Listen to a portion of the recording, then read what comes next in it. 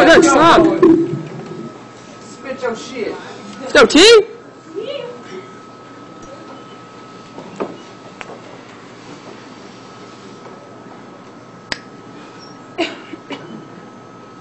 Those silly little girls lived on Welling Road, a street with climbing ivy and Ivy League elementaries, with manicured lawns and manicured moms, and bicycle races past lemonade stand corners where children would play at entrepreneurship, a game modeled after the perfect patriarchs of their perfect families.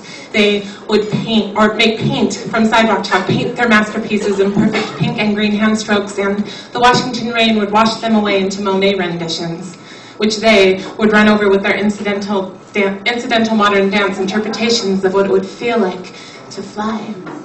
They would flit through rock gardens, plucking at rose petals, making potpourri in cast iron pots stolen from their mothers' kitchens. They would bask on their back porches, soaking up the summer, snacking on cheese and crackers and innocence that tasted like sunny delight. Am I right?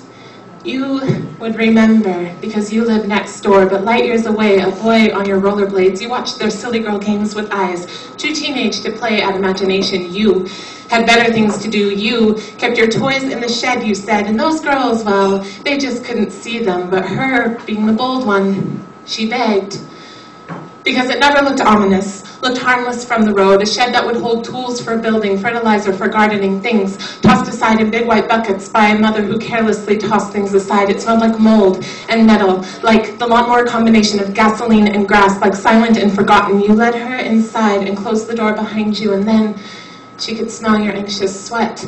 And she remembered you'd said you kept your toys in the shed. She panicked.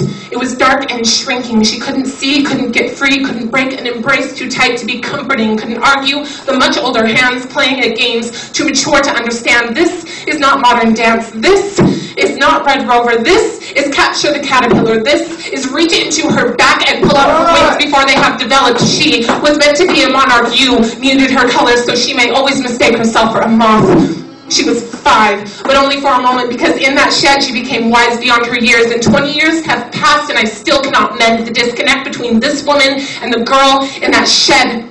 I keep revisiting the event from the safe height of repressed memory, looking down and circling as if my wings came in crookedly.